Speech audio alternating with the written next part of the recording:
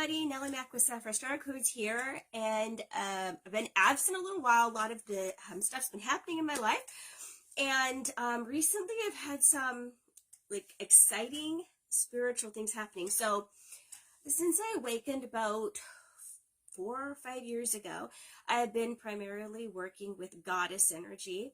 It's felt beautiful, it's felt empowering, it's something that I really needed, and it's something that we have been bringing through spiritually a lot in the last, I don't know, 10, 15, 20 years, because we were trying to combat, but I guess balance out the patriarchy and the masculine that's been ruling on the planet for so many millennia. And we're needing to bring forth and channel that divine feminine. And so it's been a very beautiful experience. I've loved every goddess that I've worked with, and I've learned so much, and they've helped me so much. But lately I've been being visited or given epiphanies by some masculine energy, and it's been really cool. So a couple weeks ago it was Buddha, and then during my college work this morning and yesterday I was reading about comparative religions, and we were talking about Zoroastrianism. I hope I said that right. But it's really interesting. It's one of the oldest recorded actual religions on the planet, and it shares a lot of characteristics with Hinduism, and it's still very much alive on the planet today. But one of the deities that they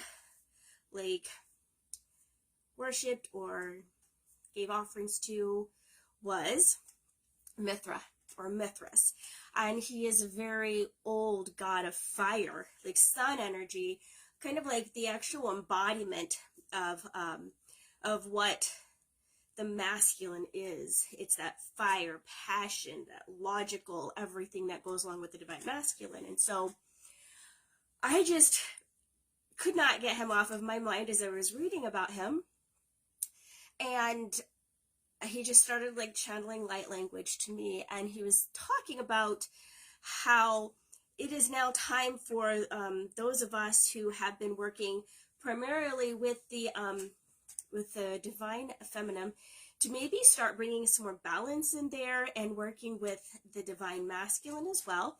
As he said that the energies that he and the divine masculine are wanting to share are very balanced, but as we're moving into 2024, he says it's going to help us move out of so much receiving energy and move into chasing our dreams, thinking logically, making plans, getting things done, all of that stuff that we want in the new year. He says that the divine masculine can help us with that.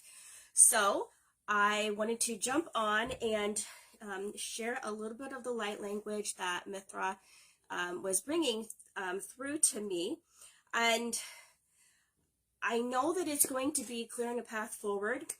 I know it's going to be bringing in fire and sun energy, and like I said, all of those things that I just stated is what he said it's going to help with. So I do apologize if I do start coughing or anything like that. I'm getting over a 2-day flu, cold, whatever it is. And so let's just go ahead and move into this. I don't know if he's going to tell me what's going on as we move through it, but if not, we kind of already know what's going to happen. So just go ahead and be in a place of receiving, and just go ahead and allow this beautiful energy to come in and change your trajectory and how you're going to move into 2024 by doing things and, getting your goals done, things like that.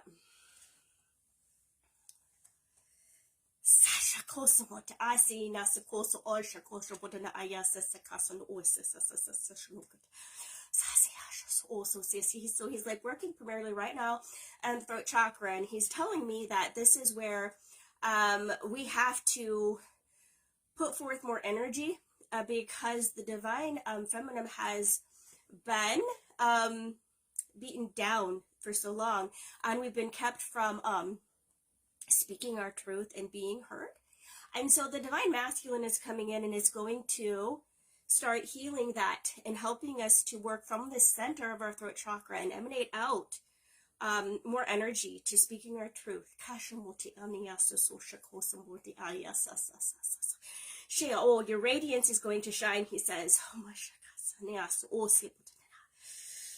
Like seeing Saturn's rings like flowing around our heads, that energy of Saturn and war and getting things done and pushing forward is being built up into our, you know, like all of that energy here, the crown and the brow.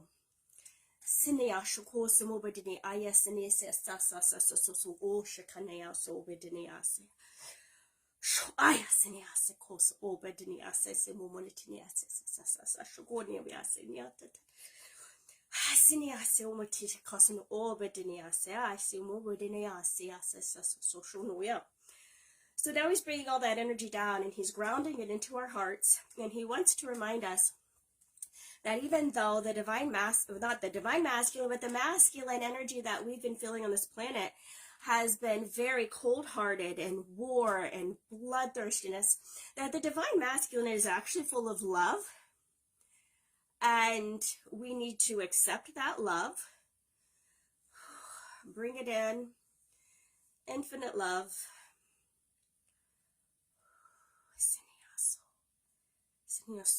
In seeing that beautiful divine masculine love in each person around us, mirroring it back and forth to each other,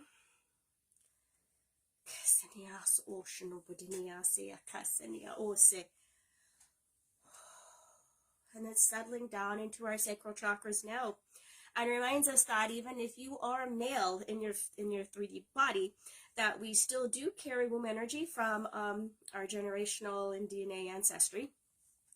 This is a place for beautiful creativity, and so we tend to see it, he's saying, as like a very feminine part of our body and a very feminine part of energy, but he says that we can merge all of this beautiful creative energy that we carry like in our throat all the way down into the sacral, and we can use this energy of the divine masculine to start getting that sacral creative energy out.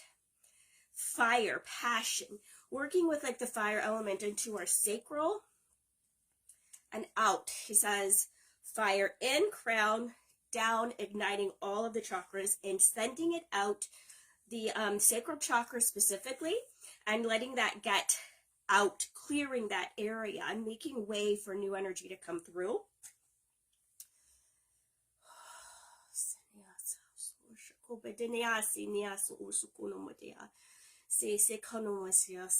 Bringing all this beautiful divine masculine and feminine together into this beautiful creative fire that is you. You are the catalyst of change on this planet at this moment. You're with a purpose and a reason, and you have so much to accomplish, and you're doing great. Okay, just gonna ground all of this energy all the way on down into Gaia.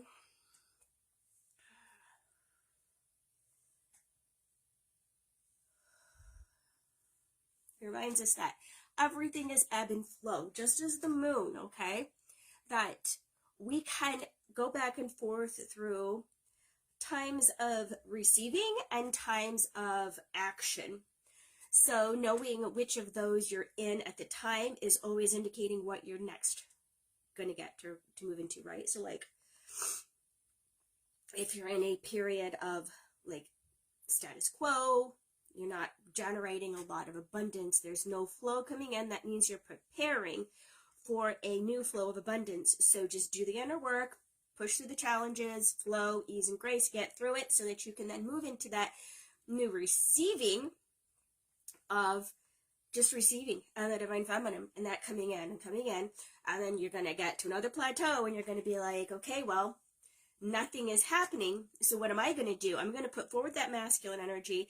I'm going to get through the challenges. I'm going to think logically. I'm going to say, how can I move from A to B with the least resistance and get through that? And then you're going to move into another feminine cycle of receiving, right? And everything flowing to you.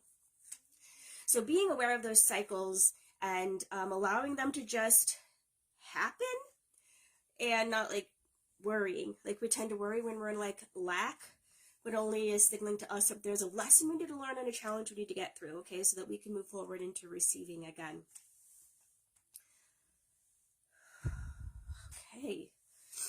I just want to thank Mithra for this beautiful, beautiful fire energy. I don't know about you guys, I'm on fire. I'm like sweating, wiping sweat off of my face. It's just been intense, but it's very beautiful. And I pray that this blesses you guys as you're moving into like the New Year's energy.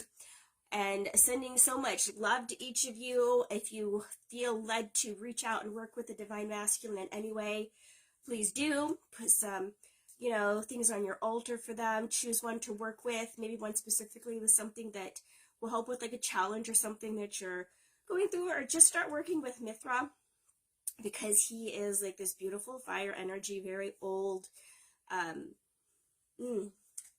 The story is that he killed a divine bull. Like, I guess it was like a huge thing that he did. And so it's like he can help us to overcome obstacles. He can help us to overcome things that seem like they're insurmountable. So if you're dealing with anything like that, lighting a candle is a great way to just work with him. Honestly, I haven't looked at any other ways to, but since he is a god of fire, it would be great to do that. He also, as different, like, different countries conquered each other and merged together and things like that, he kind of became Zeus in the Greek mythology. The lightning, right? The fire, that energy of electricity, things like that. So, but like I say, he's one of the oldest known deities in what we know as organized religion and Zoroastrianism. So I pray this blessed you guys. May you guys just have a beautiful rest of your weekend, and sending so much love. Catch you guys later.